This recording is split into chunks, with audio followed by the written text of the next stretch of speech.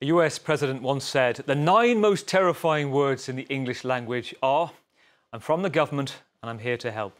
It was Ronald Reagan back in the 80s, and that has often been quoted since. A rhetoric that struck a chord with his conservative base, because the idea of a big state being inefficient and a smaller government allowing individuals or private companies to work more effectively. Well, today's prospective guest, the renowned author and Harvard Professor Naomi Oreskes, argues that it's one of the many myths promulgated to tell a narrative that serves the business elite. Just as she argues the idea of free markets, a construct created to gain popular support to defend corporate power by conflating them as it's an insult and an assault on liberty. Well, Naomi's latest book, co-authored with Professor Erik Conway, is called The Big Myth: How American Business Taught Us to Loathe Government and Love the Free Markets. She joins us now.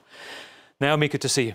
Good to see you. Start us off and set the scene, because you begin in 1930s America with a kicking off between, well, the propaganda, I think you call it, used against President Roosevelt by the powerful National Electric Light Association. Is that right? That's right. Set the scene. Okay, so the book is a long history of propaganda, of free market propaganda, that helps to try to explain how Ronald Reagan could say those words and have them seem credible when we all know that we need government for all kinds of things. So what we show in the book is that in the late 19th and early 20th century, the failures of capitalism were obvious.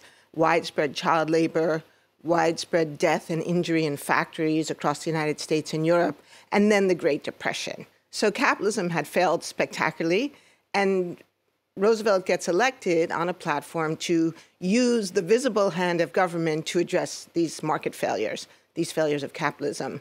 But in response, the business community begins to mobilize against that. And they do so with a series of propaganda campaigns. First one in the 1920s by the National Electric Light Association, the electricity producers, and then a second one by the National Association of Manufacturers, the big corporations with factories across the United States.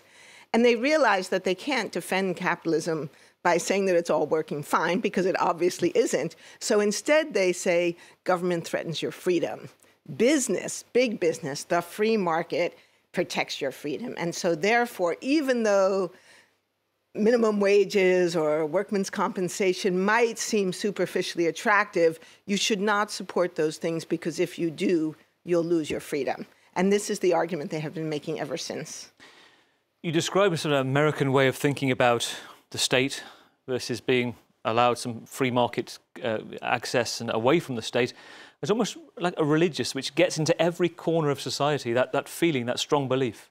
Exactly, and that's why we refer to it, borrowing the language of George Soros, as market fundamentalists. It's very religious. It has a kind of theological quality, the notion of the invisible hand, which is like the hand of God that's taking care of it. Just have faith in the markets to do their magic, and it will all be well. And so in the book, we show how this is promulgated in a variety of areas of popular culture, including children's books, radio, television, and then actually in religion itself. So these right-wing business leaders, led by a man named J. Howard Pugh, who was the president of the Sun Oil Corporation, begins to work with Protestant leaders, Protestant ministers in America, to persuade them that they should align themselves with free market capitalism, and that capitalism is Christian and good, despite what Jesus said about loving and taking care of the poor. When you read The Big Myth, there are so many, it's a very big book, taking on so many different elements. And you talk about Walt Disney, you talk about Reader's Digest. Just give me an example of where they come into this libertarian argument. Well, part of the way this works is to try to persuade the American people, ordinary Americans. And so you have to reach them in their homes. And one of the ways this is done is through popular magazines. The most popular magazine in America in the mid-20th century was Reader's Digest. And so one of the things they do is to arrange for a frankly dumbed down, simplified, very, very short version of Friedrich von Hayek's book, The Road to Serfdom. This book is often considered to be the Bible of market fundamentalism, or the Bible of neoliberalism. It argues for a very, very minimal role of the state. And so a 20-page version is published in Reader's Digest. And we know that this was distributed to over 9 million homes in the United States. I must also mention, a lot of people, particular generation, will be well aware of Little House on the Prairie. The book series turned into TV, homes across Europe and America too, but how you saw the distortion from the book and the original purpose of its author to the idea that the settlement life, the homesteads were the way forward, and that wasn't the intention of the book, which became the TV series. Yes, well, it's a very shocking story, and so hundreds of millions of people around the world, not just in the United States, but in Europe and Japan, read these books, which were marketed as the true life stories of a young girl, Laura Ingalls Wilder, growing up on the American frontier. But it turns out they weren't true stories at all. They were actually written by her daughter, Rose Wilder Lane, who was an extreme libertarian, almost anarchist writer who was friends with J. Howard Pugh, who we just mentioned, friends with Herbert Hoover, the discredited president, and used these stories to construct a libertarian parable about success through individual hard work and patriarchal love, and we don't need the government just gets in the way. And of course, that's completely a myth, because those settlers would never have even been on the frontier without the actions of the US federal government. There are so many facets and examples to it. And in your conclusion, you're not concluding that government is the answer. You're just calling this is about nuance, and this is about reflecting it properly. And also point out to how Silicon Valley was very much aided by government and perhaps isn't reported as much as libertarian aspects of society. Exactly. I mean, what we call for in the end of the book is a better balance, a more honest discussion. I mean, really, it's a call for truth about